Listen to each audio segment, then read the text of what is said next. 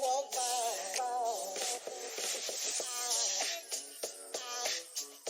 There goes a sight from my soul.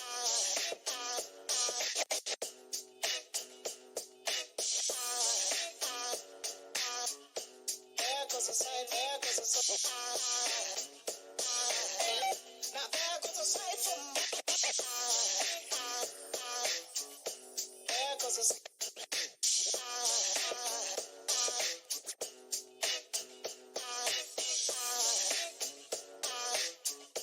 There goes a sight, there goes a sight. Now there goes a sight from my soul.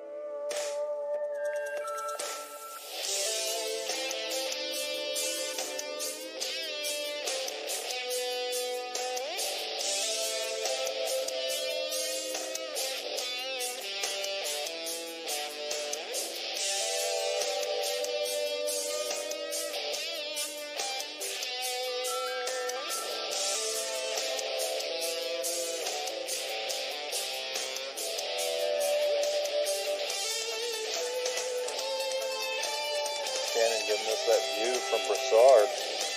Love it.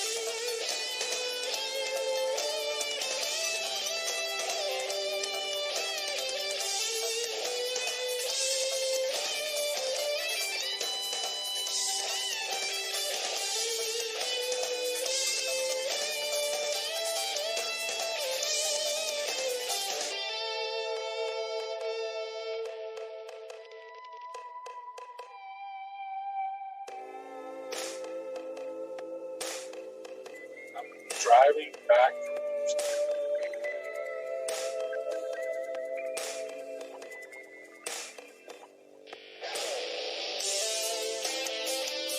What do you call that? A nari shark or something? Nari whale? What is it? Narwhal.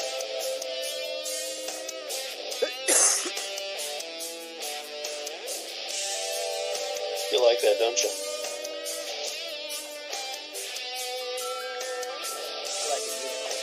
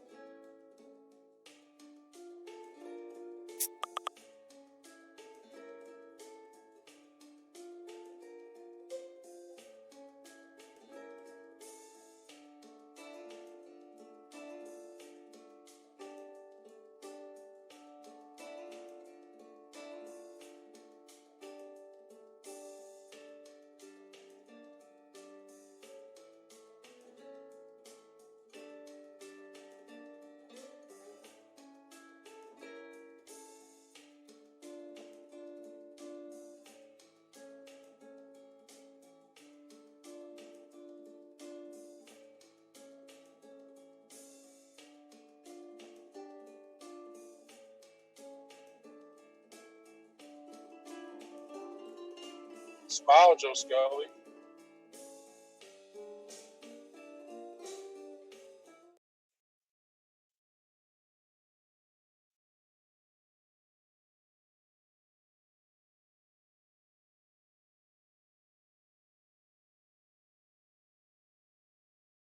Yeah, two hosts tonight. Good evening, everybody, and thanks for joining us. Of course, we are live streaming to the official YouTube channel of MultiGP. That is where everyone can follow along, even partake in the chat that we kind of monitor.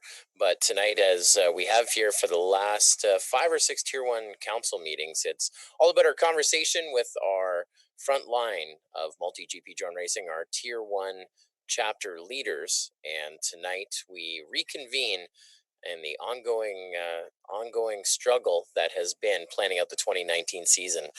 We have spent a lot of time. I think we started in about November with our first draft, then our second draft in December, third draft in about January, and now circling back after champs with a whole new rewrite and a whole new direction for the MultiGP Series, formerly known as the MultiGP Regional Series. We spent a lot of time, if you were fortunate enough to spend some time with us at championships in Las Vegas at the go-kart track, where very few people beat Chris Thomas on the go-kart track.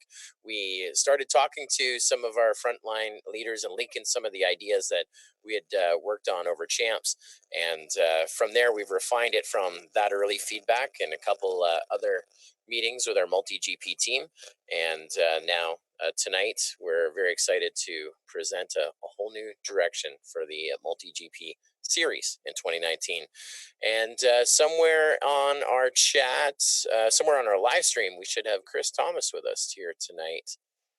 He is muted. I'm going to unmute him. Maybe throw on some video. And we'll hand things over. There he is. We can hear you. Hey, guys. I'm really excited to be on the call tonight. Hopefully I'm coming in loud and clear. I'm down here in Florida. It's so hot. Sometimes the video doesn't quite make it to the camera. First of all, I'm really excited. We just completed the 2018 championships. Now I know that it's a bit of a technicality that we finished it in 2019, but we had a great event. It was the first time in history, I think, a large drone race was ever finished early. Now that was only because we had no choice due to weather, but I'm very proud of the team and the pilots who participated. It was a great event, and I'm glad to know we pulled it off. 2019 is going to be a bit of a change for us, right, Joe? I know it's a different way of looking at putting this series together, but really what we're looking for here at MultiGP is we want to try to break down some of the barriers. We had originally started with the drone racing, where we were using local qualifiers, leading into the finals, leading into a championship, and really focused initially on the U.S. It was a big part of the getting the series going. Up until we started this series, really most championships consisted of saying, hey, this event is a championship, everybody come down and participate. So the MultiGP series has been important because it does provide a way for pilots to get pre-qualified before they come to the event. So we want to share with the Tier 1 Council, because you guys are you're the bones of MultiGP. You guys are as much a part of this thing as we are. You're out there, the unsung heroes, putting these events together, helping people get into drone racing, mentoring new chapters as they're coming online. And without you guys, we wouldn't have built such an amazing organization as we have. So let me kind of go through what our changes are, what we're looking for 2019. In 2000, you all right, Joe? Yeah, I'm dying over here. I dialed 9-1 on my phone. Just let me know if you want me to finish it. No, we're I don't good. know if that works in Canada. Yeah. All right. So the big changes of what we're looking for the series itself is we're not going to be using regions in 2019. That doesn't mean the regions are gone, that they don't exist. We'll talk about that a little bit later. But we're not going to be using regions in order to determine who makes it to the championship. We are also not going to be running a series of regional finals this year like we did last year. If you look back at 2018, we spent a very significant amount of our time planning regional finals, working towards regional finals, running regional finals. And while it's a really awesome part of the series, it's something that, it's taken so much of our time, it's made it difficult for us to do much else for half of the year. So taking away regions, taking away finals, the idea is that there will be a standardized regional qualifier track. Regional qualifier tracks will be a track based on that we launched that'll have 10 gates and 5 flags. Now, this will be something that can happen anywhere in the world. Any MultiGP chapter in the world that's tier 3 or higher will be able to run a regional qualifier. So with the 10 gates, the 5 flags, we're currently working on that. Nelson, who's been a big part of our track design for quite a while, is working with us. We're hoping to have something completed by March 1st, although we're not going to guarantee where that's going to be launched. The qualifiers are not regional, right? They are. It doesn't matter where you are. It's going to create a single. Sorry, I apologize, guys. I'm having trouble. My notes are changing as I'm talking to you. It's not me. Yeah. So the MultiGP qualifier is, sorry, Hefty was correcting me because I was calling it a regional qualifier. It's an ingrained. We've done this for 4 years. So this year we're going to be calling it the MultiGP qualifier. The MultiGP qualifier course, most of the chapters should have the gear that's necessary. If not, chapters can, pull together with another local chapter in order to get the gear. We are going to be selling discounted kits for anybody who needs the additional equipment, or if pilots are going to want their own practice course. I'd imagine this is going to be an extremely popular course this year. We will be taking pilots who participate in the MultiGP qualifier. I got it right that time. That participate in this qualifier, and they will go into a single ranking list. What's nice is in 2019, this will be the first year where we get essentially data better than the UTT, where we get a course better than the UTT. Data better than the UTT. It should give us some very, very awesome ranking data. So if you're a competitive pilot, you like to see where you're going to be sitting in the MultiGP ranking, this is going to be the way that you do that. Again, just to reiterate, to make sure that you guys know about it, there will be a full kit available in the MultiGP store. It's going to have like the gates, the flags, everything for one of these kits. As we start building this ranking list and we run through this, there will be a professional championship. These are going to be for the top ranked pilots. Okay. Something different about 2019. Instead of just having a single championship, this year we started that. You saw a hint of that into this championship. We're going to go full bore in 2019. So the top 200 ranked pilots will be considered the pros of MultiGP for 2019. So if you want to be considered a pro pilot, you want to be one of the top 200 ranked pilots. From there, we will allow 100 pilots to make it into that pro championship. What that means is if you're number 101 and all 100, 1 through 100 are going to be attending the championship, 101, better luck next year. Now, as you guys know, not everybody can attend the championships. So there's, like we've seen in years past, there will be options that fill. But once we get to the number 200, let's say that we don't fill all spots. Once we get to 200, that is it. That is the cutoff. No one else will be able to buy in or get into that series. So that's it. In addition, there will be some wild card positions. Like we do every year, we do events like the Flight Fest race and not this year, but in years past, Sebring, where there are large, well-produced races. Bando's one that's going to be coming up. Those will be events where the winner of that will earn a spot into this series as well. But as you guys have seen in the past, these are pilots who definitely deserve to be in that pro level.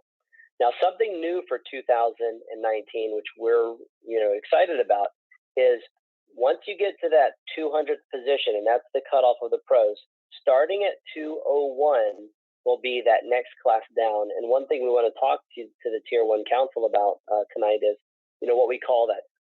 Tentatively, we're calling that the Sportman class. And starting at 201, we'll take another 100 pilots. This is going to be a completely separate event. This year, we tried to combine the two things sort of together. When I say this year, the 2018 championships, but in 2019 championship, it'll be one weekend will be dedicated to this separate group of pilots. A separate weekend will be dedicated to the pro pilots. It'll be two separate events. So, what that means, if you're a pilot who flies off and on, you don't have the time to practice like some of these extremely fast pilots, there's still a class of racing that's going to be available for those pilots. And we know the demand is there, especially as this sport is maturing more and more. To be in that top group, not only do you have to have the skill, you have to have significant practice time. So this should provide another dynamic. And we don't want this to be a sideshow to the main event. We want this to be its own event, completely separate of the MultiGP championships. So let's talk about where the event's going to happen. We're expecting for this championship to be summer warm. As you can imagine, we've got a heavy slant towards Florida. It'd be great to just load the stuff up in my vehicle and track it out there. So Florida is definitely high on that list of the possibilities. No offense to Vegas, but I can tell you for me, that was extremely cold, especially some of the setup days. Fortunately, as God has been a sponsor of the MultiGP Series time after time, we somehow had great weather despite it being cold at the front and the back of that event. We did really well. We're thinking October or November for the target, probably end of October, early November as the target date for the championship for 2019. That's this year. I know there's been some rumors and some talks about us doing the same thing this year like we did in 2018. That's not going to happen. We will be running the MultiGP championship at the end of this year. That way pilots don't have time to cool down, that whether you live in the north or the south, you have the same amount of opportunity to prepare yourself to get into that race. So the Sportman class, which we're calling it now, if you guys have a suggestion for a different name, we're open. It's kind of an amateur class, although it's technically not amateur. These are going to be veteran pilots. So again, we're trying to figure out a name for that class. That'll be held one weekend before the Pro Championship. So the pilots will come out, we'll do our own race, we'll crown a winner from that group. I think it's going to be really exciting. Hopefully we see newer pilots in there as well as some of the veterans who just don't have the lap times in order to compete with the top pilots that are out there. It'll be fun. I'm sure that we're going to have a good time with that one. It should be at the same location. The next weekend, we will be running the Pro Championship. Now, the Pro Championship, we are expecting to have a different track from the Sportman to Pro. Maybe some similar elements, but we want it to be different. It's sort of been, the standard practice for MultiGP to try to keep the track hidden as much as possible. We don't want to have a situation where a pilot with an unlimited budget has set up the course for a month and been running it in its backyard, whereas the next guy's never flown it before until he gets to the event. We also expect to finish the event on a Saturday. However, we want pilots to prepare if there's a weather issue or like rain, for example, to set aside Sunday as a makeup day. We do not want ever, and we have not run into this situation yet. We got close this year. We do not ever want to get in a situation where we get to the very end of available time and we've not finished our championship. It's not right to take a series like this and at the very end change the rules. Go from a double elimination to single elimination, or go from a bracketed race to who ran the fastest time in order to decide the annual champion. So we want to make sure that we've made that change. So we're also looking for two identical tracks. Sorry here, guys, I'm I'm actually talking to you on my cell phone, so I need to make a move so I can see my screen. We're looking at 2 identical tracks at the location. We will be running schedule. Our proposed schedule is Thursday will be dedicated to practice. So if you've made it, either you're on the Sportman weekend or you're the Pro weekend, Thursday's your practice day. Go out there, and as you guys know, we're really working to get maximum packs because we're going to do this, 2 weekends in a row. Our intention is to set the event up and then leave it up, leave the gear, the course, the tents, everything else, just change the course, from the Sportsman to the Pro, but everything should be there. So it will help us in terms of manpower and making sure that event is ready. Thursday being practice, Friday being qualifying. So there's going to be 100 pilots per event. And on qualifying, we're going to be breaking the groups down into the top 40 and then the 60. So if you're in the top 40, if you actually want to be in the top 8. So the top 8 pilots, we're going to move on directly to the top 16 bracket. After that, the next 32, so remember I talked about the top 40, 8 will move on to the brackets. The next 32 will be competing in a double elimination bracket all the way to that final round, so we get 8 pilots left. Those 8 will join the 8 that have already moved on, and that'll be our top 16 double elimination tournament. The 60 remaining pilots will be competing in an 8-up double elimination tournament, all the way down to the top 16, and then we'll do another top 16. If you've noticed, we love to do the top 16, 4 pilots up contest. It's a good show. It lasts about an hour to an hour and a half.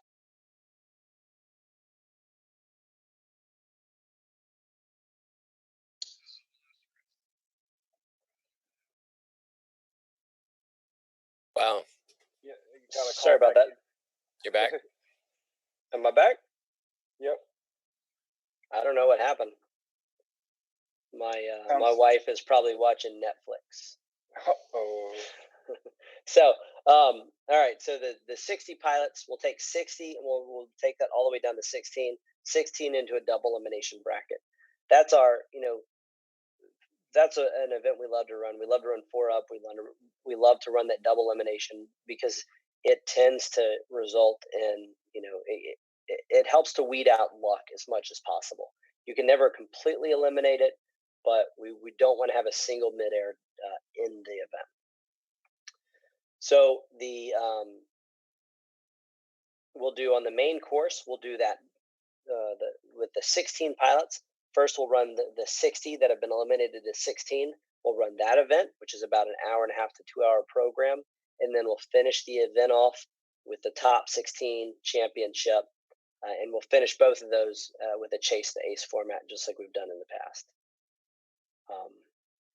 That, in a nutshell, pretty much breaks down that event. We'll finish that off with our podium awards. Should be really exciting. We think that format should give us all the necessities we want. We want to make sure that as many pilots get to be involved as much as possible. So we want a lot of flying. One of the disappointments about the Las Vegas event is because we were slow to getting our second track set up. And then with us eliminating that Sunday, we really feel that the pilots didn't get enough packs. And so that's important for us. We want to make sure that guys get enough of an opportunity out at the event to make the trip worthwhile. Even though this is a serious contest and we want pilots to take it seriously, we still want them to feel like they get a fair deal out of it. No matter if you're first or last, we want the pilots to, make sure that they're going to make it. I just saw a question from Brent pop up, which I'll go ahead and address, regarding pilot from 101 to 200. If all from 1 to 100, if every single pilot says, yes, I'm going to the championship, and you're in 101, yes, you have an opportunity to not be in, to not be able to get a ticket. Yeah, so that's right. what it works. You want to be in the top 100, and just like this past champs, we'll go down the list to fill that grid, but we're only going to go to number 200 in the pro class. I think the biggest thing, for an example, if you really want to digest this, 1 to 100 is pro.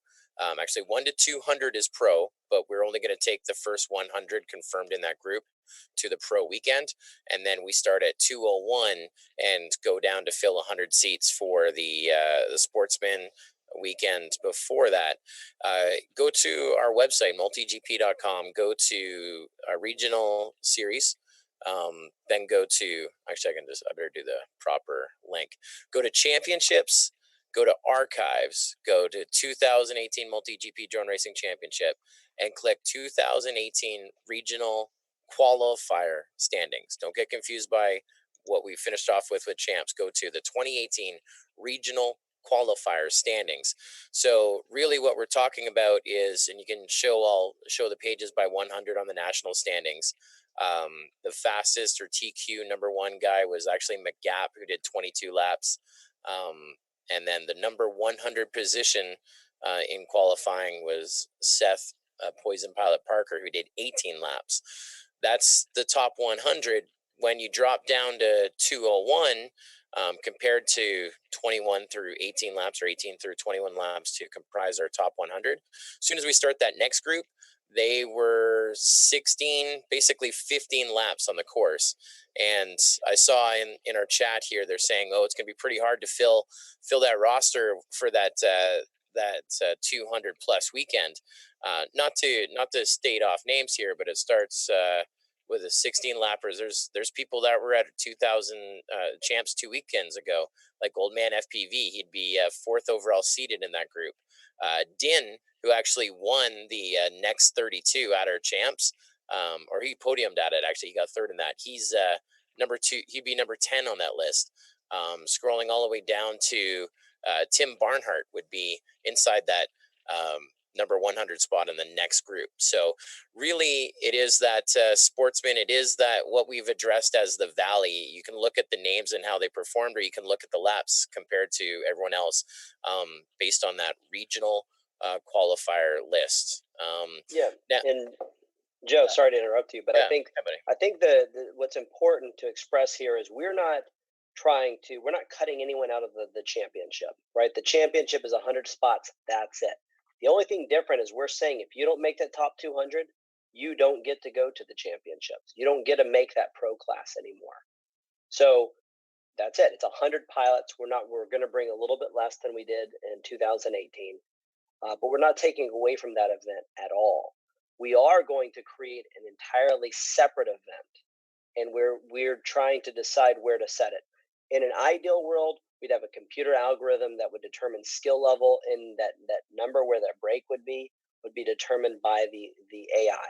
But because that doesn't exist, we've set a hard number and said this is what it's going to be. Anything below this is where we're going to start that lower skill or lower lap time championship at.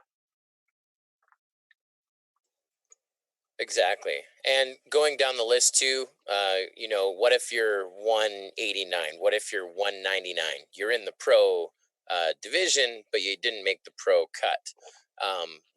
Like I said, we will go down the list.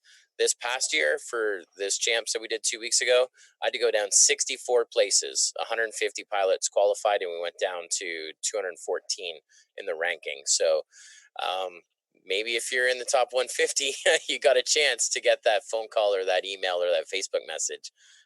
So we definitely will be filling the grid as far as we go on the pro side, and then all the way down that list on the sportsman class as well. And I'm sure there's going to be some pilots who take that strategy.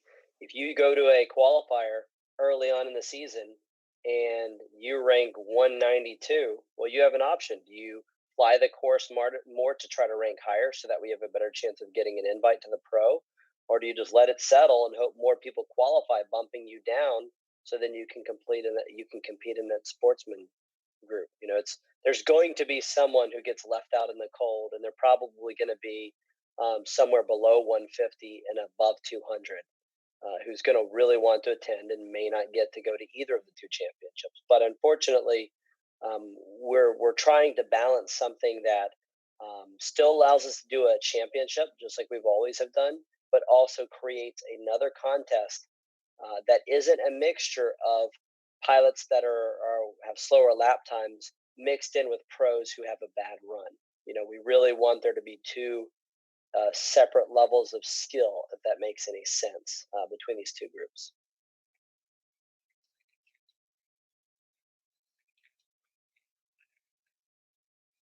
Yeah. So let's go ahead. Let's go ahead and get through this because we're pretty much near the end of the other things to discuss, and then let's open it up because the whole reason of this Tier 1 council is I'm sure there's a lot of people who've got some opinions here that we'd like to hear about before we waste all the time. Season length, assuming that we have our course ready for launch, which I don't see that being a problem, we're expecting for the season to start March 20th and go all the way to Labor Day. Labor Day being the cutoff, which is Monday, September 2nd. So basically, it's the first day of spring to Labor Day would be the season. If you are a Tier 3 chapter, you are going to be allowed to run a single qualifier. If you are a Tier 1 or 2 chapter, we're going to allow you to run 2 qualifiers. If you are a Tier 3 chapter who moves up to Tier 2, we'll let you go ahead and run as if you were a Tier 2 chapter and get your second qualifier. We are going to also add in an additional caveat. If you are a Tier 1 chapter, let's just say if you're a Tier 2 or Tier 3, you're actually done by August 20th. You can't run any qualifiers after August 20th. Only Tier 1 chapters may schedule a qualifier from August 20th to September 2nd. The reason we say that is if you're a pilot and your ranking is shaky and you need to make that last qualifier, we want to highlight the Tier 1 chapters. We want you guys, because we know you're going to put on a good event. We know there's going to be a higher demand near the end of this season for pilots who want to get in and run one of those in a qualifier. So we're going to be pushing for that, hoping that those Tier 1 chapters get that opportunity to get that last minute influx of pilots who are looking to get that ranking. As far as the qualifying format, we're okay because this course is going to be out for the entire season. We don't really care how much practice you allow pilots to have for your events. Just try to let them know what they're going to get. I would imagine this track is going to get flown quite a bit. During the qualifier, though, you must schedule your event. You must explain, okay, we are starting our qualifying runs, and we want the events to only consist of 5 qualifying runs. That way, there could be such a problem. If you have an event with only 5 pilots, we don't want pilots taking 60 qualifying runs at that event, whereas another event with 30 pilots, they may only get 5. So we're going to go ahead and say that it must be 5 qualifying rounds per event. We find that someone's not following those rules, we'll probably just throw out all that data. There'll be plenty of qualifiers out there. So if anybody doesn't follow those rules, we probably would just scrub all the data from that particular event. Qualifying will be on the global MultiGP list, so which is going to be really nice, especially for our chapters outside of the U.S. They're constantly asking how can they participate in the series, so now they have that opportunity. It will be the fastest 3 consecutive laps. Instead of a single lap, we're going to be running fastest 3 consecutive laps. No more how many laps can you do? What's that? Hey, what's up, Lundy? Sorry. I was just saying, okay. it would be great if we could do best X out of Y on that. It'd be fantastic. What's that? Best X out of Y on the top 3 consecutive. Okay.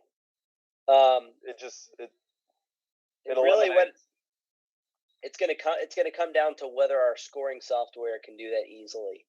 We got into an event last year by one of our favorite organizers, but he offered an interesting idea of the best 2 consecutive runs and the fastest three I don't know. It was an odd format, and it turned out Live Time just didn't support it. So we'll talk about that here in just a minute. Good to see White Goat on the call. So we want the events to be created on MultiGP a minimum of 10 business days in advance. That way, there's going to be a demand. We want pilots to know if there's a qualifier available. Somebody may want to drive 3 or 4 hours to go to an event. So we want organizers to take this seriously. Take the time to, 10 business days to let people know that your event's going to be going on. Each qualifier must have a minimum of 6 pilots that participated to be valid. We know that the more pilots that are there, the more likely that we can keep the data clean and good. So we want to make sure that there's at least 6 pilots present at one of those events. That may be something you guys want to talk about during our questions here in a minute. Also, since we are going to be eliminating the regional finals, we're hoping to see, and you guys have probably already seen that Texas is doing a series right now. If regions want to come together or chapters want to come together, you guys want to put together some series that have qualifiers that lead up to a championship, maybe for your state, maybe for your region. Come to us with those and apply for a wild card position for this championship. We'll be interested in finding those and helping put those together. We're thinking, the criteria we're kind of looking for is we want to make sure there's a large number of pilots for those events.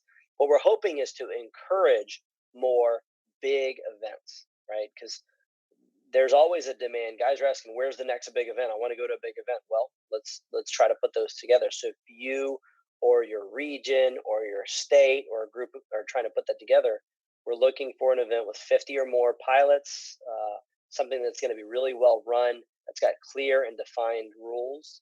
We'll be approving those on a case-by-case basis, and they'll be limited. I mean, we don't want to give out a ton of wild cards into the championship, but if an event is going to attract enough skill to where when that event is finished, we know that that's a highly skilled pilot, it's nice to turn those into wild cards, to feed those into this series as well. Those are the notes that I've got here. So let's go ahead and open this up for some questions. Fad Kid asks, will the qualifier track be set up at I.O. for practice or for qualification? That's something I was thinking about today, and we don't have an answer for that yet. So I would imagine we'll probably have it set up at least for practice, but whether or not it's going to be a qualifier is yet to be seen. Nick Sherman also asked, if you qualify at one and do better at another, do they take your best time of the two? And how many times can you try to qualify? Good question, Nick. As far as we're concerned, you can go to as many qualifiers as you want. You can go to 1 or 100.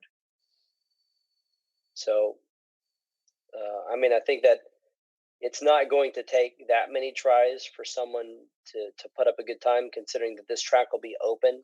It'll probably be available for practice at many places. I just saw a message there from Brent before it goes out on my mind. What other locations are we looking at for the championships? That's a good question. The big thing is at MultiGP, we don't generate a ton of revenue. We get a lot of our sponsorship dollars from inside of the hobby. And so that's what it really comes down to. We want to be able to pull these events off without spending a ton of money. And, that's one of the reasons why we look at Florida pretty heavily is because we don't have the travel costs. When we go to Florida, we got to bring all our material. We got to fly out. We got to rent land. We got to rent tents. We got to do a lot of stuff. And so, number one, it's going to be the cost of the venue. And number two, it's going to be the weather at the venue. So those are the things we're going to be looking at. If you've got ideas, we are more than interested to hear them. Remember, October, November. So it's going to be somewhere where weather is going to be good for that. Next up, we have, wow, you guys are awesome. They're just throwing all these messages up for me. Kyle Van Sant asks something. How many up per race? That's a good question, Joe Scully. I don't think we've addressed that yet in our rules, have we? No, we haven't, to the best of my knowledge. What do you guys think? Anyone want to contribute what they think for that? Probably at least 3. Last year it 3? was 3. Yeah. Minimum of 3, maximum of 8. Leave it up to the organizer. Maximum of 16. No maximum. How's that? I mean, I don't think it'd be really good for the pilots to try to put 16 in a race, but it'd be some great footage, line of sight. I think minimum 3 or 4 around there. I mean, if not, you're going to get into a situation where you got guys running 2 up, and those guys never crash, but crashing is part of racing. So I think you should have a minimum set. Yeah, with 6 being the minimum required at a race, it should just go to 3.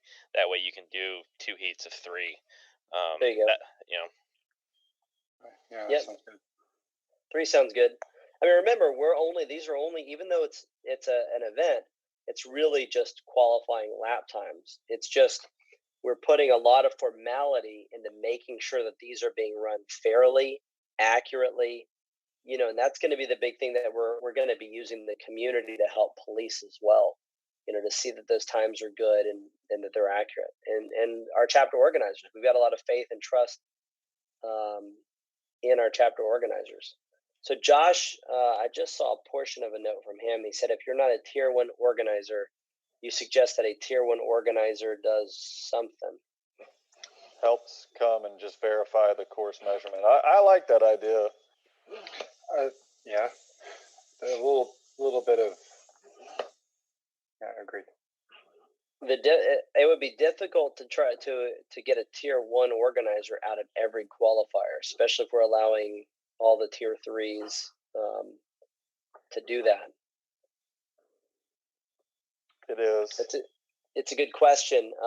Maybe we also include tier 2s in that group, allow tier 2s, and potentially ask for someone to take if there's not someone who can verify it, maybe fly something up, put a phantom up in the air, take a picture overhead, some way to try to verify the track. I don't think it's going to be a situation where we'll run into that too often. But if suddenly someone's lap times seem abnormal, it would probably be a good idea to try to get some sort of verification that's out there. So that's something that we need to make a note of here is what would we do, I guess, if we would dispute times from a chapter? Have you seen any kind of, like, you've done it for a couple of years now, and it was pretty open this year. Was there a lot of times where you thought the times were shady coming from a chapter? Not really. Chapter organizers in general. You guys know this is kind of a selfless endeavor when you want to be a volunteer to run events. It's very rare. If we're going to see it, it's going to be someone who maybe slipped in as an organizer. Even if you came in dishonest by provisional, you're going to be honest by tier 2, whether you like it or not. It's just sort of, it's one of the side effects of this condition that we all face. I agree, but I think like tier 3 at least should have somebody to come help. Yeah. You're putting a lot of stock on these, basically one run to get in there, and making sure that your timing is actually accurate, making sure that you are doing DVR reviews if you need to make sure that you don't if you're doing 3 up. If there's only 6 guys there, it's pretty easy to, I missed a flag or whatever, but I'm still that's my time now. The average race out there, those guys don't have DVRs. For example, Chris, I actually ran, I think 3 or 4 qualifiers last year for different chapters just to help them. Right. They had no clue what they were doing. Gotcha. Well, so maybe we say if you're a tier 3 chapter, that you must have a mentor present. That's a good. I like that. Yeah. And if you can't get one out there, then the only time we're really going to run into that issue, I would imagine, is going to be in some of the other countries. There's countries out there where there isn't a tier 1 organizer. yet. I think you can make an exception for that. I mean, that's pretty straightforward. Totally. And so here's one thing that I'm going to put on you guys.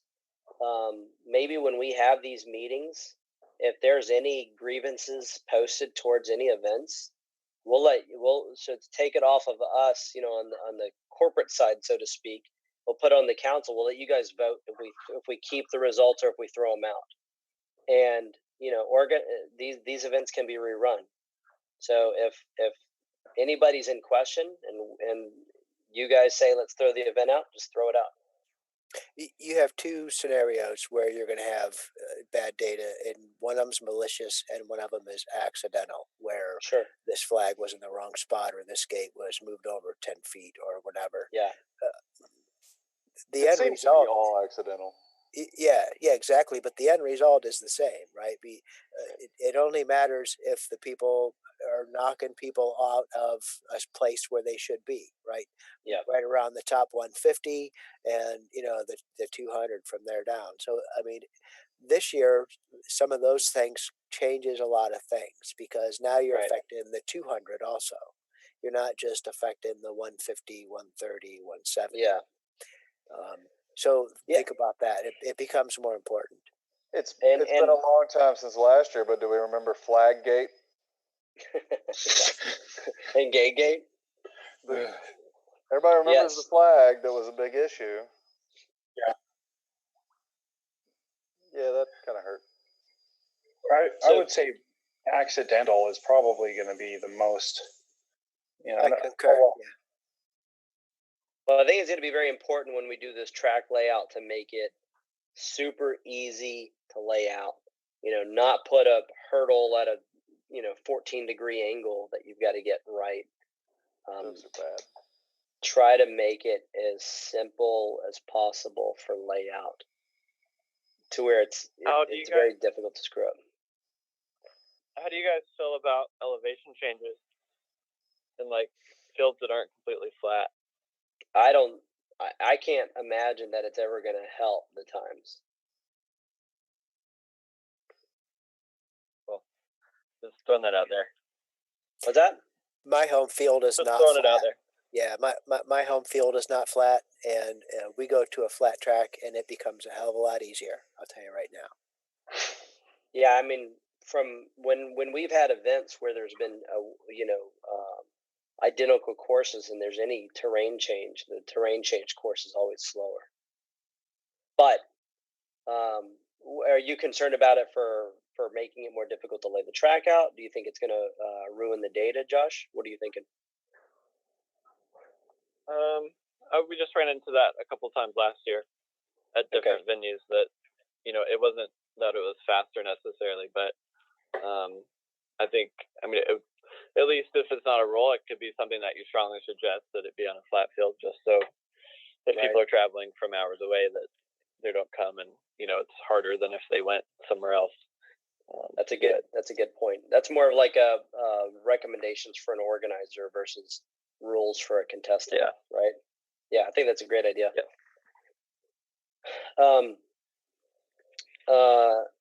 Austin from Adrenaline writes, "Sportsman is sexist."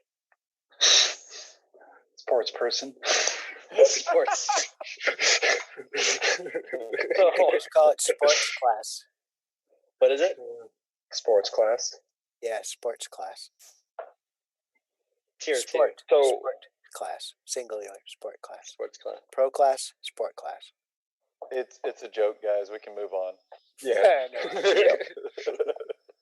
So just what I was gonna.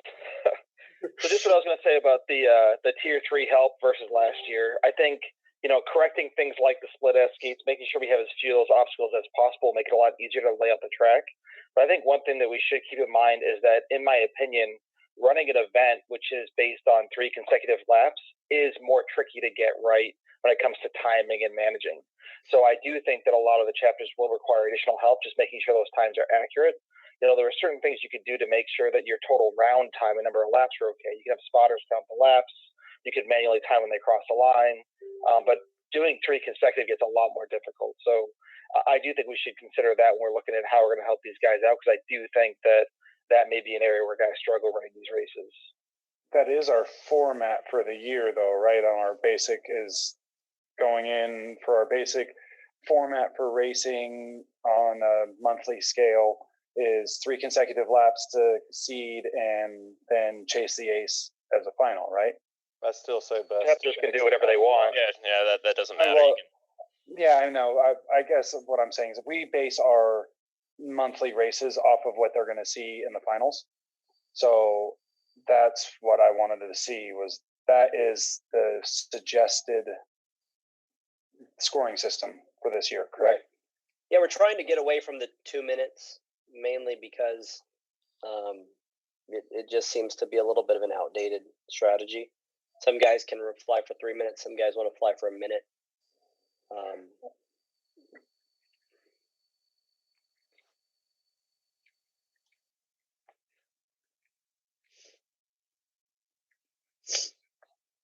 Yeah, that's for the qualifier, for the MultiGP qualifier. But the question was, what is going to be the champs format? So basically, it is fastest 3 consecutive, and then it'll be brackets, starting with either a 64 bracket in the consolation or a starting with 32 down to a top 16 double elimination of heats of 4, like we've done for the last 4 years. I guess where I was going with that would be it would be a great idea for the chapters just to practice that on their chapter level. You know, Lifetime supports fastest 3 consecutive. There's no reason why they shouldn't be trying to use that and learn it and get good with it if they're going to use it on a qualifier level. It's a fantastic way to run a race. It's awesome, dude. We've been doing it on the indoor racing. And my regular pilots are just ecstatic with the change. They love it. Somebody just asked, can we eliminate the flags and just do gates? That's an interesting proposal. I do also hate the flags, but there was a different dynamic to the course. There was a lot of discussion of that last year during flag gate. Gate. I mean, we even had the flag issue at champs. You know, flags are constantly an issue. Is it because the flags are out in the middle of the field, or is it because they're on gates, like because you're going over flags, or is it both? Nelson, your simulator's hurting your audio. Is it? Yeah, you're silencing. Either that or he's got his phone on there too. No. Can you guys hear me? Roboto. He's on a different time scale than we are right now. He's getting close to. He's running 20 frames per second right now. At the most. 6.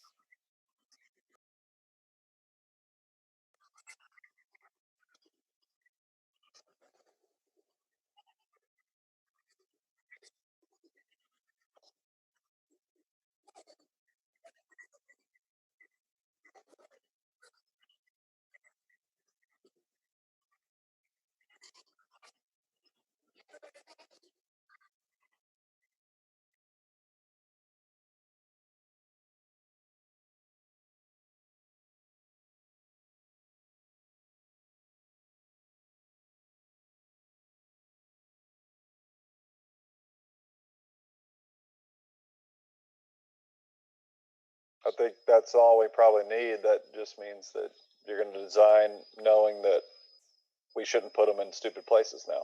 So if you put a gate right past a flag, then they'll have to hit that flag low. It's a good point.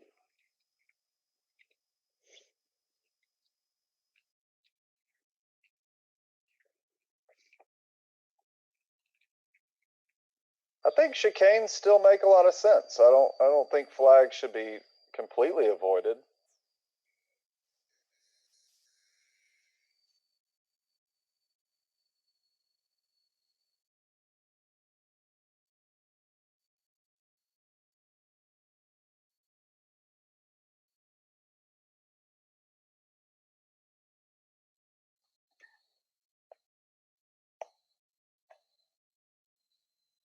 I do agree though with whoever said that. I also hate flags. Well, but they're a useful tool. I think if you just pay proper attention to flag placement and how you define it on the track that everybody has to repeat. I think part of the problem with the split S was that it was could have been maybe more clear on where everybody needed exactly to put it. But I think we all agree that maybe the flags aren't the best use for the split S, but I wouldn't want to see them taken away because I do think flags are a good way to add dimension to a track. Flags are great, but they cause an issue for judging of the race. If a guy is taking it so high, you get this situation where a guy could be way off of the flag, but he's taking it so high that it's hard to judge that. And they're also 4 times the cost of a gate, and legitimately and they break. Yes. And we already have like giant flags. Literally, to make anything bigger than that is crazy expensive. Hey, are we, just to verify, we're still standardized on a 5x5 gate for regional? Not regional, but regional? Yes. Okay. The MultiGP qualifier, we're going to be using the standard 5x5s. Can you guys hear me now? Nope. You're still off. Try to just dial in, man. Just dial in. Ring it in your phone. Scully, one note, I would say, if we're talking about adopting a format, I think it would be helpful for Lifetime and for the community in general is if we kind of define how Chase the Ace is going to work and all kind of agree on it so that we can ask Lifetime to develop that one format. Go ahead. I agree everything Josh just said, but go ahead and ask for best X out of Y, top 3 consecutive. I still agree. I definitely want to see Chase the Ace in Lifetime. Yeah, they've just been waiting for us. They're just waiting for us to finalize it. Best X of Y, top 3 consecutive. It just takes out some of the, the one-offs. The unicorn runs. Yes. But Lifetime won't develop it because I've asked for it. But if we as a community ask for it, they will. Have to. Yeah, I like your brainstorming. The thing with that format is it's an administrative nightmare because you have to make sure not only just, guy does 7 laps and Lifetime spits out the laps 4, 5, 6, and that one were legit. If there's an issue, you got to go back and do that. Now, if it's best 2 out of 5 or best 3 out of 5, you have to now verify 9 consecutive laps in that whole run. And also, you're like, how many times do people run up to the side? Where am I at during a race? And Lifetime doesn't spit out on the right hand side. Lifetime's been around for 7 years. It doesn't show you the best 2 out of 3 right now. We have to hit the button, hit the report every single time manually, or wait to the end of the round. For an existing format that's already there, best 2 out of 3, we ran it at Champs a week and a half ago. So as cool as that format is there, I mean, we can maybe request it and have them float it and we can test it. But from an admin wise, like you can't figure that out on the fly, and the software can't display it on the fly, and it's so much work. 100% get that. But we can slide it in there, and you can experiment with it. Just move them up.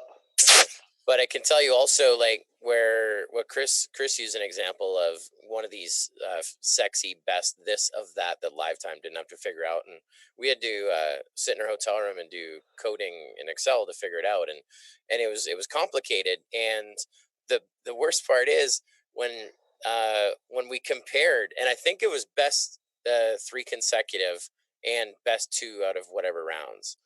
By the time we did that best 2 of, it didn't make any difference. Like it only shuffled 1 or 2 people at the end of the day. But I don't know. It's a tough one. I would hate to run that format. I like when it's one and done. I like brackets. I like when it's done, we know where we sit. I like the fastest 3 consecutive on one because it shows on that right hand side of the screen as soon as we hit save. It does, and that is the best feature of top 3 consecutive, I think. But I don't know. I feel I'm really strong feeling about this, that I think it eliminates some of the best the guys that can go out there and just hit that one good run, it allows an average in there, I guess, of how their performance is in the top 3 out of 5. Now, I understand that Lifetime doesn't support it, but we are also a large-ish organization for them, and I think if we demanded it, it would happen. So we're just to jump in a little bit. Sorry. With Joe, I completely agree with you, Joe. Like, I don't even understand what that means to say top X of Y for 3 consecutive.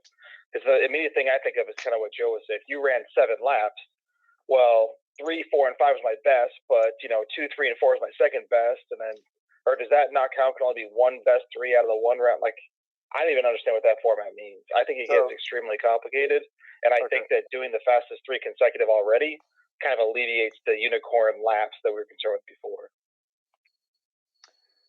All right, so does anybody else not understand best X out of Y, top 3 consecutive? Yeah, Lundy, we actually, the series, where we do best 2 out of 3 and then we do best single in the way that we qualified it. The idea was the first one, the 2 out of 3, was to eliminate those unicorn laps, to find the consistent pilots. And once we filtered down to consistent, then we were looking for the single. But to Joe's point, and remember that even though we're the majority of the FPV users for Lifetime, they do motocross, they do RC car, like we're a very tiny aspect of their overall thing. So we can ask them if they would provide this, and it'd be awesome if they would, but we would want them to not only provide support for the format, but also provide live results that we can see immediately without creating results, as a results page. I completely agree. Agree. And I've asked for that from them many a times. They don't do it. I would say that, here, the single 3 fastest, though, is still going to provide a hint of consistency. Not nearly as good as if we could run multiple rounds together. But that's also a complexity that leads for the opportunity for a bad read on one of the 2 that doesn't get caught. Until we know that we've got software support, and I wouldn't count on it for this season, that's something we should probably put on our wish list to make happen for 2020. Because we've done that. Like, we've tried to commit to something that turns out where we end up having to do it manually, and that's not where we want to end up. Okay, that's fine. Can you hear me now? Yeah. Hey. Right. Did you change? I tried.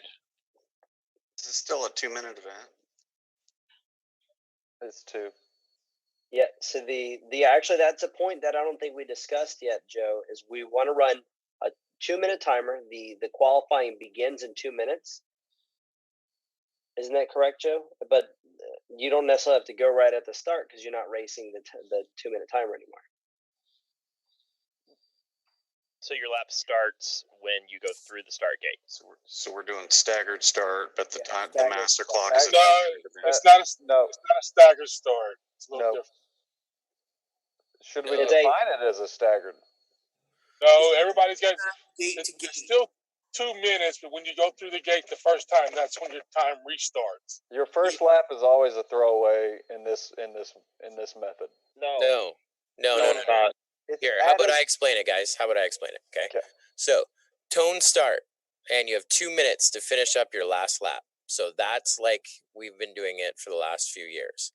However, lap number 1 is not going to count the time between your takeoff from the launch to the timing gate. That gets blanked out. So lap 1 could be your fastest. Well, it's your fastest 3 consecutive. So it could be laps 1, 2, 3. It could be 2, 3, 4, or whatever. So it is a hybrid. And to pull that off, I don't have live time open in front of me, but that setting is already there. So it's still a 2-minute, and your first lap does not count what we call the hold shot. So it's a hybrid of the 2 things. Sorry, Joe. That's great. Yeah. Perfect. Yeah, we use that. I forget what setting it is, but we use that today. The idea was we didn't want to have to create the work of you setting up a proper PA to where it's like pilot 1, go, pilot 2, go. So it's essentially the same thing, but the pilots decide whenever they want to go. A little bit messier, but less work for you as a race organizer. I think it works great. We're running our races like that right now. We've been doing our last few events as top 3 consecutive, and we've been cutting out that time, the same setting, and it works great. Some people can launch right away. Some people can wait. That's what's up. So yeah, it does work nice.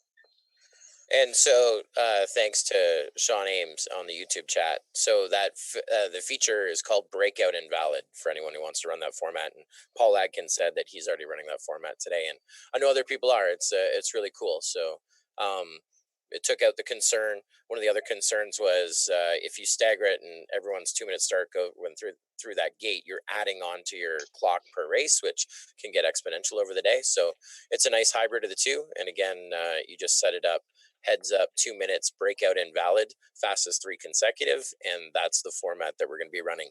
Now, the other thing that we didn't really touch on, it's just an assumption, is that we did a lot of development, Chris Perry, Joe Bailey, and Hefty behind the scenes on MultiGP last year. We all know this as we ran regional qualifiers and regional finals, that the settings, when you set up your qualifier on MultiGP and Racing, when you import your race to start your qualifier, all your settings are going to be set right. So this breakout invalid 2-minute heads up, same as it was this past year. Live Time will import all the settings. So it's basically import your races, load up the first one, and run, which is great. Just building on what we have last year. This might be just a personal thing, but is there any way to just have MultiGP kind of default to that setting, like on a race, or does everybody kind of do their own thing when they're doing their chapter level? I've never really asked. Yeah, we're working towards setting it up. It's not fully implemented as of yet. And the reason being is we haven't really decided on our formats on our side. Like Live Time is just itching to support us. So we're working towards it. If you've set up a race using Racing 2.0, that we had a wizard and we put it on, we depreciated it and so forth. But we're working towards that. You set up the format in MultiGP, and if it's one of our standard formats, when you import into Live Time, it'll lock all those settings into how you set it up on MultiGP.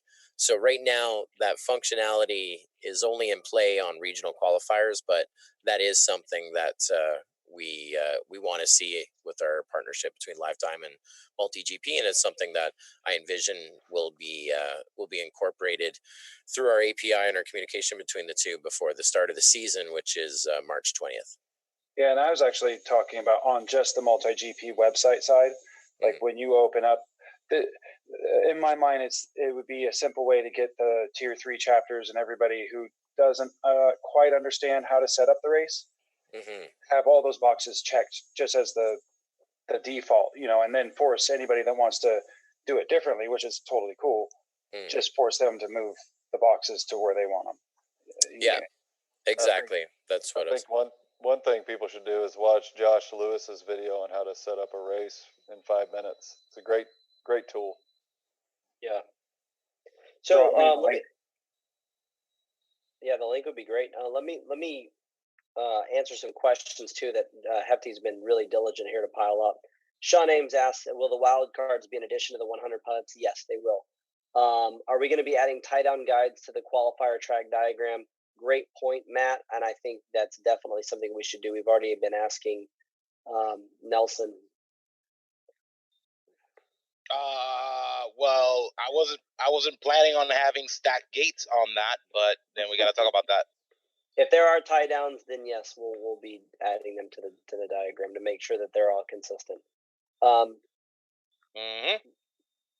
Jonathan said Jacksonville. I'm assuming Jayville's Jacksonville is tier 3. They want to do a qualifier. The nearest tier 2 is 2 hours away. I'm not sure in the tier 1. Is it going to be required? That's something that was just brought up in this meeting. So give us a little bit of time to chew that and digest it and decide on how we're going to verify those. We want to make sure that this data is accurate. So that's all I can tell you right now. ProRes FPV. What if my track is not level, but what if I am able to keep the whole track at the same level? So essentially elevating the lower gates. I don't see that as being a problem. Although, if you do that, we're going to want lots of photos from lots of different angles because someone, when they see that, is going to question what happened, especially if someone puts up some serious times. That's an issue. That would really mess up the way, because you're basically eliminating an entire surface of how you would fly. So you could pop down and pop through, and you can do a lot of weird things. You're right. Yep, you're right. Yeah, I definitely I see that now. So if you put a gate up in the air and there's no longer a ground near it, you can fly differently. So that's going to be a no. Good point, guys. Sean Ames, he wants top 3 consecutive 5-minute heats, pit switches, and multiple quads allowed. That would be awesome. I don't think we're to that wonderful future yet. I don't think we're to that great future yet. It'd be awesome. I mean, I'm looking forward to that day. I want to see it where you show up with a box of like 12 quads, and it looks like those, those fireworks where they all come shooting out. That sounds fun, but it'd be a nightmare to track. Like, did they complete that lap, or was it the next quad of the lap, or which of the invalid laps? Like, I don't want to run that race. Nope. Yeah. RC all flying should be qualifying. RC I would love that, but qualifying takes a lot more work than just practice flying. It means that there needs to be people paying close attention to what's happening on the track, making sure no one's missing a gate, making sure the timing data is all accurate. And so it's a lot more work.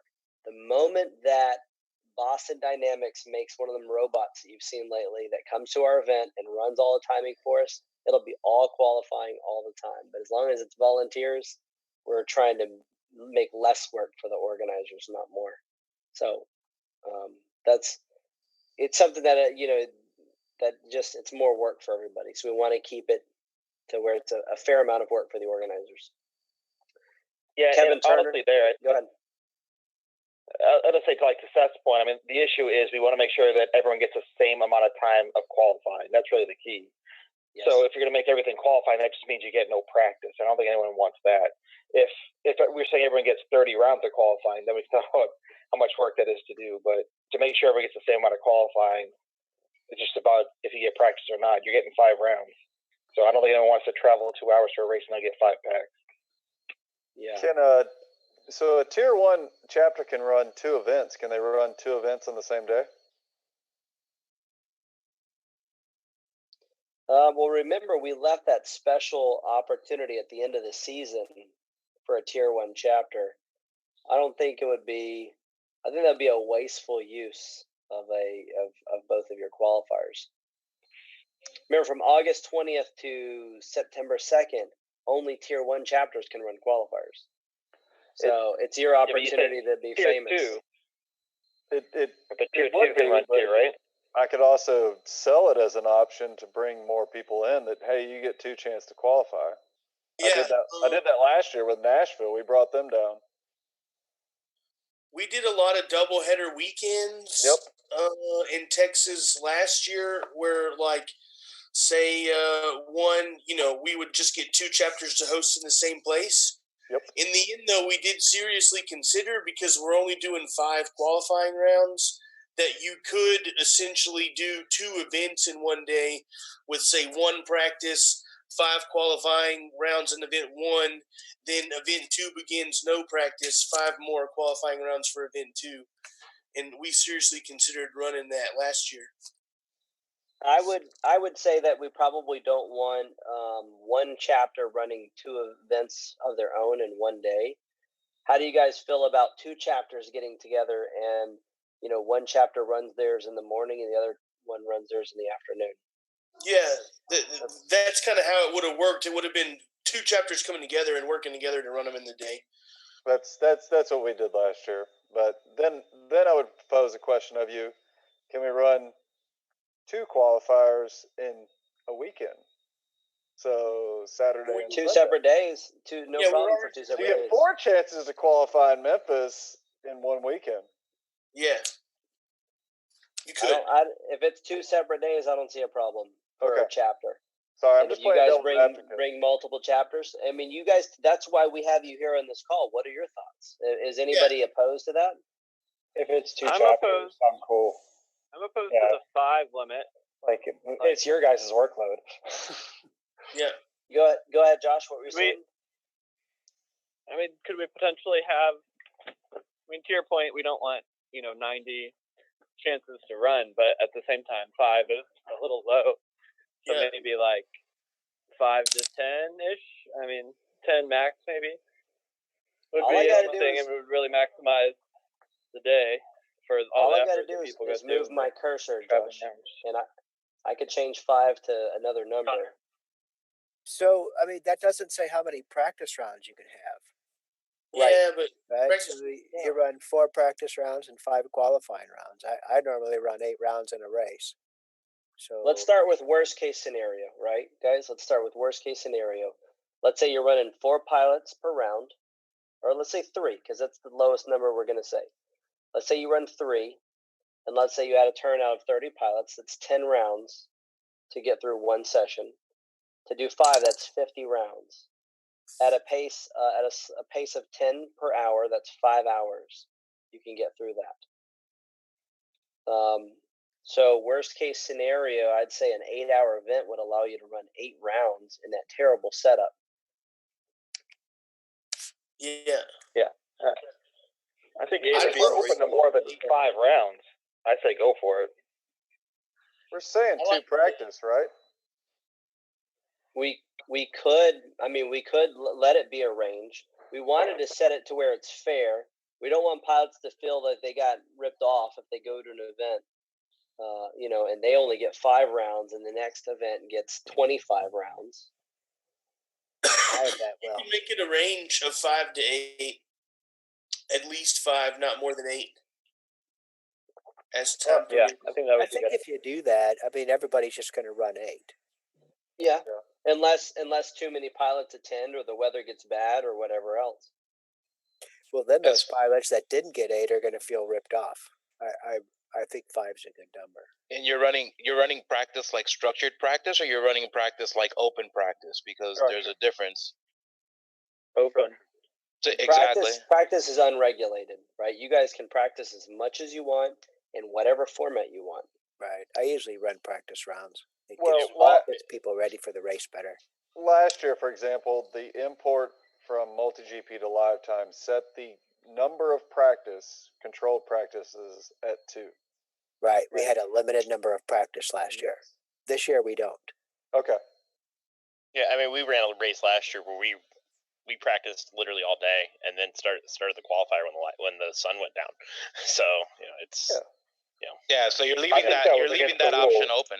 You're leaving that option open by saying, if you're gonna leave it open, just make it open, because people are gonna try to figure out a way to try to skirt around the system. So say practice is open and you have 5 runs and that's it. So that way nobody can complain about, oh, I got more practice, or I only got 2 rounds of practice, or whatever.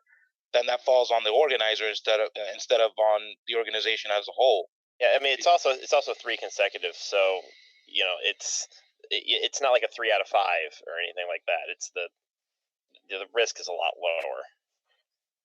RC Addict just asked in the chat about a doubleheader, and I would say that a doubleheader does give a pilot advantage to fly back to back, but that's because 2 chapters are working together, which we encourage that kind of activity, and we want to see more of that. I think you're gonna run into those issues anyway. Like, the first thing that came to my mind, if I really wanted to work that much, was go find a tier 3 or another chapter that's nearby me, and just be like, hey guys, we're gonna run another one. Just come on over and let me use your username so I can run 2 double headers for my pilots. I mean, the guy doesn't really have to do a lot of work instead of just showing up or whatever. Do the chapters have to be the same tier if you want to make it that way? Exactly. So no, but think about the advantage that could happen there, Nelson. Is now you have a tier 3 who's getting to work with a tier 1 chapter. Yeah, he's seeing he's learning how to run events, and hopefully one day he'll be on these calls as a tier 1 chapter as well. And maybe that experience they got helps them to get there. There's a lot of chapters that did that last year, and it was legit, right? I mean, I went out and helped Cleveland last year. I ran an event for them. They learned, they helped, they ran it, they set the course up. I looked at it. It was my timing system. I mean, it worked well. If you're going to travel 6 hours, it's a great deal. Yeah, I love it. There's a couple chapters that are a little bit lower. That it's a little bit harder for them to set up course, but we have all the gear. I would love to invite them over and have a whole weekend where chapter after chapter we just run all of our stuff. We use our gear, have the field for the weekend. I think it would be a party. It's a good time. We did it in Dallas and in Houston last year, yeah, it worked great, and it gave us several doubleheader weekends. It really encouraged the community across the states, and everybody had a good time. And everybody's more willing to drive 4 hours if they get more than one shot at it. Absolutely. Like, it's harder to justify to drive 4 hours for just 5 rounds, but if it's going to be a doubleheader weekend, it's more worth driving in the morning and running 5 rounds and spending the night and having a good time, and then going at it again the next morning and heading home. It's a good time. Oh yeah, I'm excited. We're basically eliminating the regional finals. This is sort of a good replacement, because I personally love traveling in my region. And if we're going to go to the regional finals, this is an opportunity to bring some chapters together that would normally get together for regional finals. And even more, like some chapters that are just afraid to commit, they don't, like, just at least I'm speaking for our area, being able to, so like I said, come up, use you're traveling so far, you get to come use our gear, to host your qualifier, we'll help you, I want to know which chapter is going to run 4 qualifiers in one weekend, because White Ghost will be there. Challenge accepted. Challenge I like it. We did 3 in one weekend last year. We've got the chapters here. This year being a chapter organizer has been like a pilot in the past. Like, somebody did 6 laps. We got a chapter that just did 7 qualifiers. Oh yeah, hell yeah! I like it. Right? I like it. You know where you're coming. What do you guys think about at IO? What if we turned? I'm not committing to anything yet for IO, but what do you guys think if we did a qualifier out there? Absolutely. Yeah. You could probably open it up, even just let at any time you can come run five rounds on that course, and those are your times done. Yep. Like, how would that work?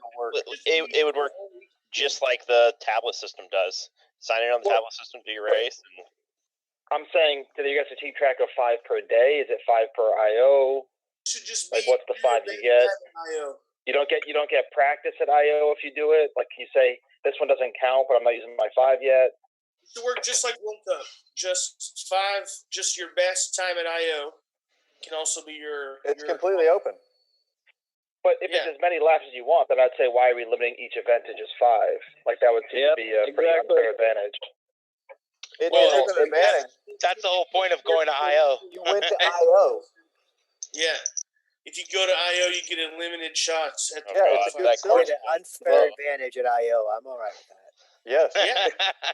That's fucked up, but it's awesome. No, that's right, Nelson. It's not unfair advantage. It's one of the other awesome reasons to make the trip to IO. Yes. Oh yeah, I'm good with that. I think if we found a way to limit it to where somebody can't get there from morning to night and just run it nonstop. The reason it'd be good to have it is we're already talking about a qualifier event at IO. Where when you get there, you get your skill. Champ track running from morning to night, all day, all night. Yeah. Last 2 You years. could let them practice as much and maybe give them a ticket and say, let them practice, and then they hand in their ticket and say, this is my run. We'll think about it. But if you guys if you don't think there's any issues with there being a qualifier, we'll try to figure out how many, how we're going to manage that. The thing is at IO this year, the big talk that we're having is trying to make it to where there's an event for the pros, which is the World Cup, and then there's an event for another skill level, and then there's an event for rookies. So we can mix it up. Yeah, and for teams. We had a lot of fun. I mean, one of the funnest tracks was hanging out over at the rookie track and doing the rookie intermediate over 40 race. Just because it's just as competitive as any other event, but you're not looking at the same, finalists every single time. Yeah. So just to spread the love a little bit. Well, I think most everybody here said we're completely open with just letting it open and go run IO for qualifying anytime. I mean, you could limit it to 5 a day or something, but have it. Yeah. I think it'd be a great selling point for IO. Yeah, it would also help keep some of the traffic off the World Cup track. Yeah, at that point, people wouldn't be going to the World Cup track. People are just going to be going to that. That's not going to happen at all.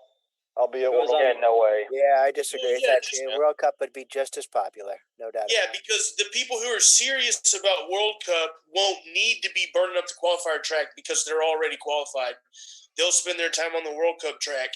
And the people that are like, well, I'm not going to make it to the World Cup, but I really need to get in that top 100, are going to be on the qualifier track. It'll help space it out. Yeah, we might, maybe just to make it easier for whoever has to run that track, is we wouldn't make it open all the time for running qualifiers. Maybe we don't restrict how many packs you can get, but it's not open all the time to run a qualifier. I don't know. The bummer is running that track that every run has to be susceptible to a DVR review. That's the bummer about running that track. So the people on that track better be familiar and good with being able to do that, or it won't be very popular. Right. So sure. Well, I think that's a good point that Chris made then about the track can be open all day, but official times would only be in some more scheduled time when you could put a team on that track to make sure that it was right. Exactly. Hey, Hefty, good to see you, sir. I think one of the biggest things is we just have to figure out what we want to do, and then we figure out how to make it happen behind the scenes. I mean, already what we're talking about, we have some great options. We've made some notes about IO, and we'll definitely we definitely appreciate that interest, and we'll come up with something that everyone will be excited about. We have right now we have the ability to limit your numbers that you only submit 5 a day. We could do 5 a day. We could do 5 all weekend and track it. So we have that technology, and then also new technology that we introduced at Champs, something that we tried brand new, were remote judges. I know that it's always a hard time to find 1 or 2 people to help us set up a course, let alone 8 people to sit there and judge. But if you can do it from home and be a part of the event because you couldn't make it the event, that's what we did at Champs. We had our remote officials, and that's something we could engage as well. So we don't really have to worry about how we get it judged. We already have that solution, and how we track it, we have that solution. It's just, do we do it? Do we proceed with 5 a day, 5 a weekend? Do we even do it at all? And we'll go from there. Hey, Joe? Yeah. I kind of hate to even say this, but have we thought about doing a wild card sim race? It's definitely something that we can add to the list. It would depend on our sim partners, but it is something that we have considered in the past, and it's something that we'd definitely consider in the future as well. I see him right now. He doesn't have the checkbook. Nah, I just execute, bro. Hey, so before we get off, I know we've been on this call for a little while. Any real criticisms over this plan for 2019, guys? Because I want to know if you guys have any problems with it. But my only fear is just the 3 consecutive and just the error ratio that can go in there when you're when that is your Champs ticket. But besides that, if we keep on top of that, I'm not too worried about it. I've honestly not had that many errors with top 3 consecutive. I don't understand. Indoor, I do a lot, but outdoor, I think it's more if you're inexperienced with timing and you're not on top of it. Depends how the track's laid out too. If the track's far enough away so you're not double triggering and stuff like that, it'll be a lot better. So definitely keep that in mind. I do want to get around to the track again because that's what I wanted to talk about originally. But go ahead. Yeah, it's just much harder to do DVR reviews and stuff like that with 3 consecutive and all of that. But if that's the way we're going. So let's figure out how to do DVR reviews easier and stuff like that. As far as I think I mentioned last year, a worldwide list. Sorry, I love that idea.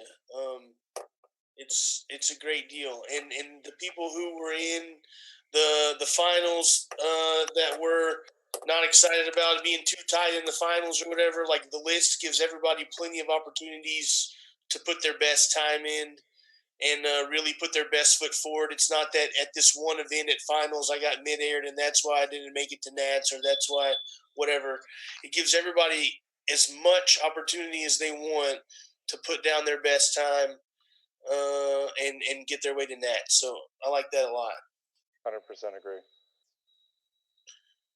Yeah, just from my perspective, I love the format that you're describing. I love getting rid of the regions, honestly, having the single list. I think all that stuff's fantastic. The one area I do have concern has to do with the valley that we've talked about. Has to do with separating out the sports class from the pro class. I just know from my own perspective in the past when I first went to Champs, being able to be there as part of the event of the pro, learn from the pros, interact with the pros, that was a big part of that experience for me, what made it so valuable. And making the sports class all their own the weekend before, like, I don't know what the attendance will be like there. That's where I do have some concerns. Just thinking about this year's Nats, I mean, I didn't do that great, and I dropped into the back 32. Had that been like some other deal, I would have not been there, right? So I'm a guy that may fall in some valley because everybody's getting better. Johnny, are you talking about the 101 to 200 group? Or that's what he's talking about. He's talking about the 150. Well, I'm talking about two things. So I was really talking about two things. That's probably why I made it a little bit confusing. So I do worry about what it looks like for the 101 to 200, and if you're going to have guys trying to sandbag or what they look like there, and really upsetting those pilots, I'm concerned about. But I'm also concerned about just the sports class championship, where what the attendance will look like at the actual championship when they're not there for the actual pro championship. Like, it might make it less appealing to pilots. I know it would have been for me. So I was raising those two things. I can see like that. Maybe if they ran closer together. I mean, 2 weekends back to back, maybe it's, I don't know. Yeah, I don't know. I don't know where we'd want to put the that. I'm the one who suggested putting the divider at 200. We wanted to make the championship this year 100 pilots, just a little bit less, easier for us to attend to those if you make it. So essentially, we're cutting some out of the pro group, and then we wanted to set a hard divider. You never know; we may get to that 200th pilot, and he's number 94, and that's all the positions we filled. And we had 6 that didn't even get filled for that pro class, so no one went missed. That could be, we could have that scenario, or we could, be done at 105 because everybody wants to go, and 95 of the pilots get left out. But the reason I suggested the 200 is we tend at MultiGP to pick a program that takes too much work, too much effort for very little return. And so I wanted to pick something that takes no effort and is still going to give us some return, which is 200. That's the line. Do you think that number should be a number? No, not at all. And I actually think reducing the finals to 100 pilots is actually a good step. I think that'll help us make sure we get more packs of the event, make it overall more rewarding for more pilots. I'm just saying that no matter where you put that line, I wonder what the attendance for that event will be when, it's basically like a secondary event. They're not going to be part of that main event. I just wonder what the attendance will be like. I think, well, making it its own event, I think we're hoping is going to be attractive enough for those pilots to want to go. But we'll see. I mean, who knows what's going to happen from that? I think John's saying like at the champs, Vanover's going to be there, and this guy's going to be there, and Evan's going to be there, and all these other guys are going to be there. Yeah, and that's a draw for people to go. Even if I'm, 98th, I'm still going to get to go hang out with these guys. Versus, well, now it's just a weekend of the guys who are in the sportsman class, and none of those pros are going to be there. So it might, you got a chance to meet a lot of those guys. So yeah. No, I know, but I get what John is saying. Difference. Yeah, I see the pros and cons of each. That's it. Yeah, I've never done it before. Do it. Try it out. I like it. Yeah, we just don't want to take away from the good pros. to try thing once. Yeah. Here's kind of what I see of that is that with the pros, the events are efficient and we run them quick. Yeah. Run 150. Leave 50 in there to fill spots. I know John's already shaking his head. I get that. I understand that, but I think we could do 150 in a weekend. I mean, with a lot of packs. That's what we did. That was the number already, so they're trying to reduce that number. Yeah. Yeah. But we're also expecting at least a little bit better weather, I think. My theory is there's going to be a group of guys that go, look, I'm never going to be able to beat Vanover in a one-on-one. Evan Turner's too good. He's got too much practice. I just do this as a hobby on the weekend every now and then. But if I can get into another group and beat 100 people, that's going to be pretty awesome. There's going to be good racing in that group. I'll give you that. Oh, yeah, for sure.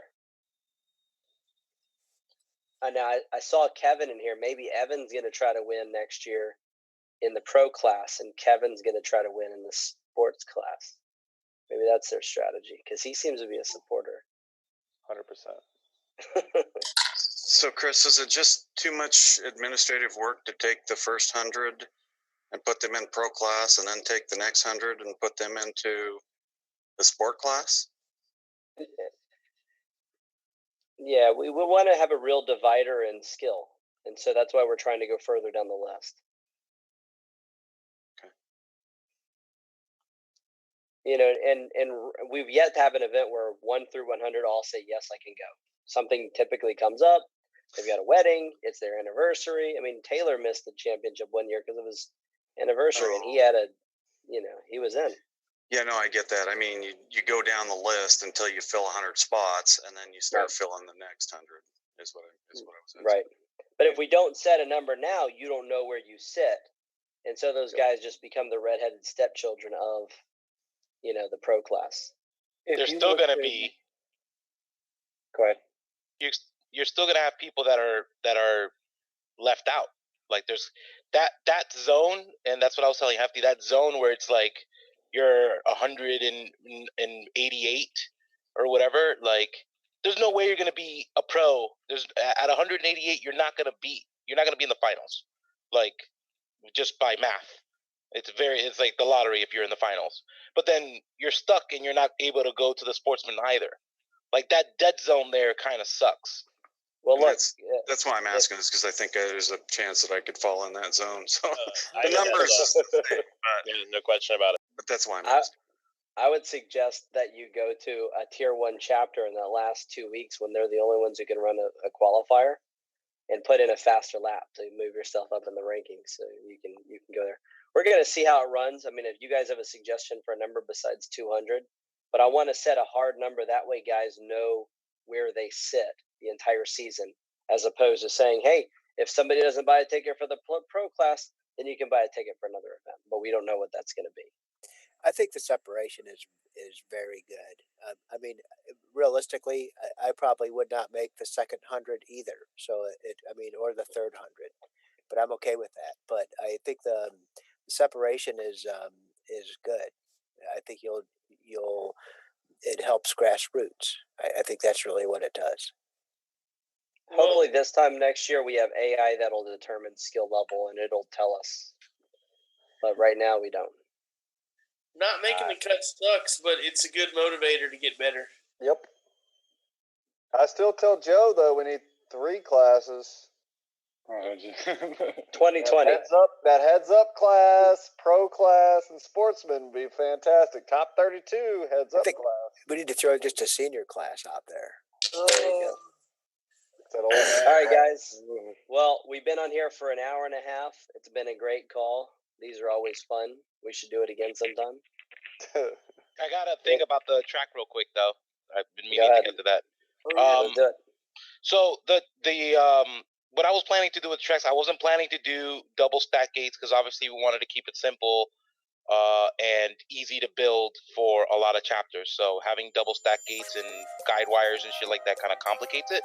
I don't know. You guys tell me if I'm wrong on that, but I was planning on doing flags on the gates, kind of like we did at the championship, where you start out and you have a flag that you have to go around the gate to kind of make gates where you have to do like ladder style turns on them or whatever. Yeah. Is that good enough? Like I can make all the gates like that or some variation of that and not have flags where they're sticking out and you just have to go around the flag. Obviously you would lose chicanes that way. But there's other ways to kind of make it go around. That's the only question that I had because we already, like I had a discussion with John and somebody else was, we need to be experienced pilots to build these tracks. So just want to make sure I get those opinions. So I would say if you're doing tier 3, those guys typically don't have flags, right? If you're doing what? If we're allowing tier 3s to run those courses, they're not going to have flags, right? Okay, yeah, they're that's not fine. going to have 10 Right. gates. Everybody's got. Yeah, that's how you get your doubleheader. Yeah, You dang right. yeah, the tier 3 chapters by us don't have timing systems either, so they need our help. So that's okay. I think swirls around the flag into the gate is fantastic. I don't mind a double stack gate. No, that's okay. I think a ladder, you're getting kind of out there with it, but we can do it. Do you guys think everyone would be able to build double stack gates? There's only 10. It's only 10 gates, so we're limited. It's not like I'm going to be able to make 8 of these things. It's probably 1 or 2, but you know, if we can't do split S's, which I think you're limiting yourself. We can't make dive gates. We can't make certain things. So we want this to be an exciting course as well. You can make a split S without flag, just a backwards gate. Yep. Yeah. Yep. With a what? With a what? Say that again.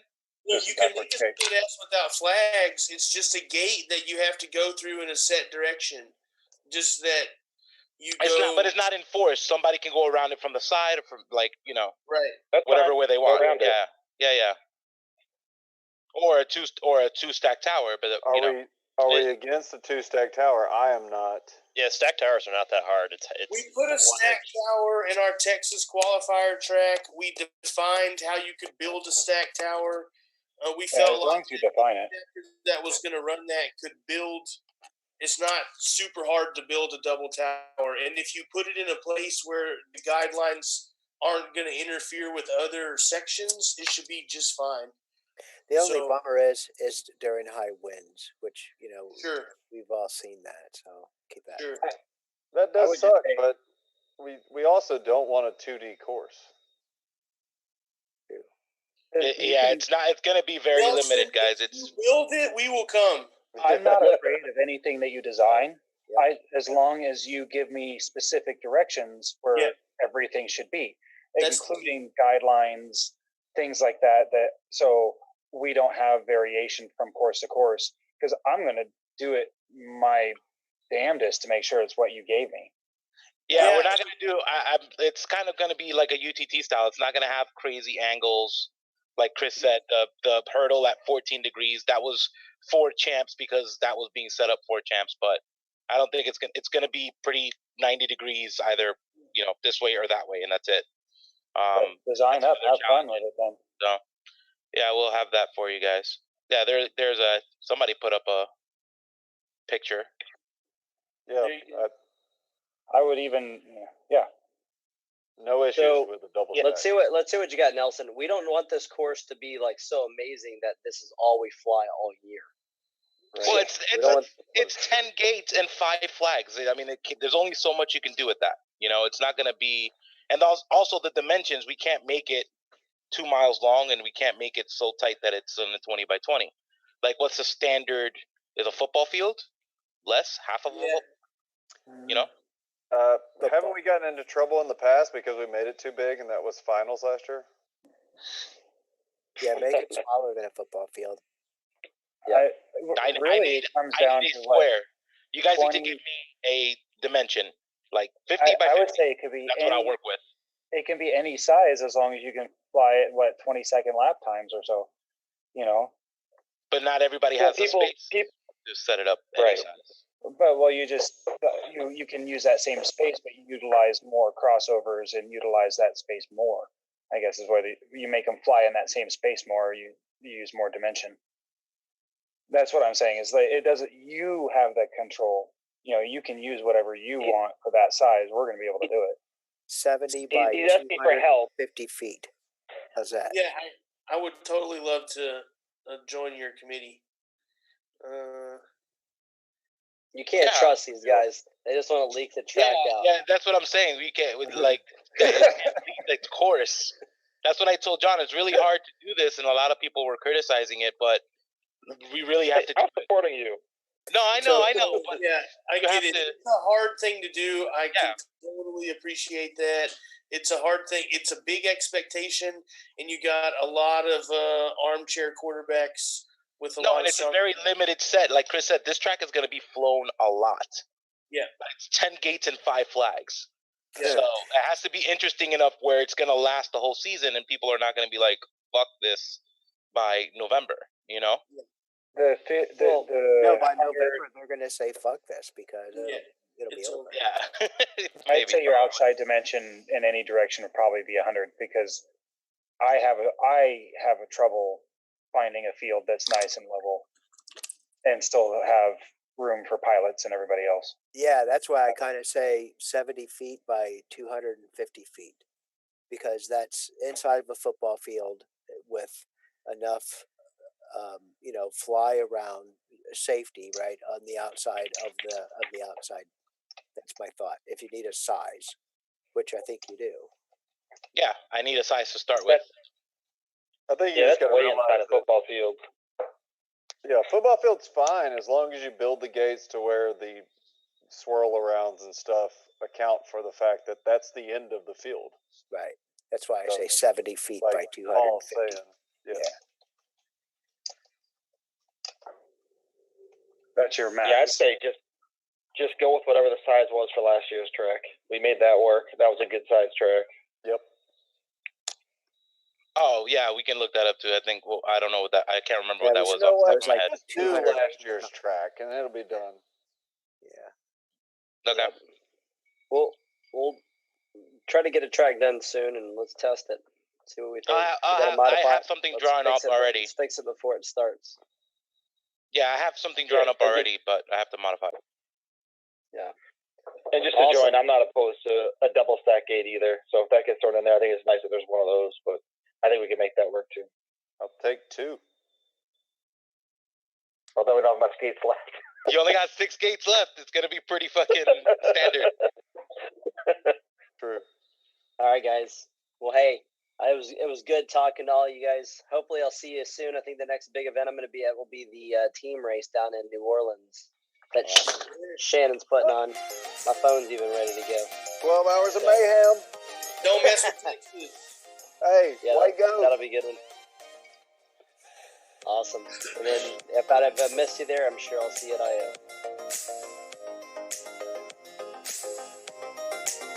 Good night. That sounded official, Hefty. Yeah. That was the playoffs. That's Hefty saying, thanks, guys. I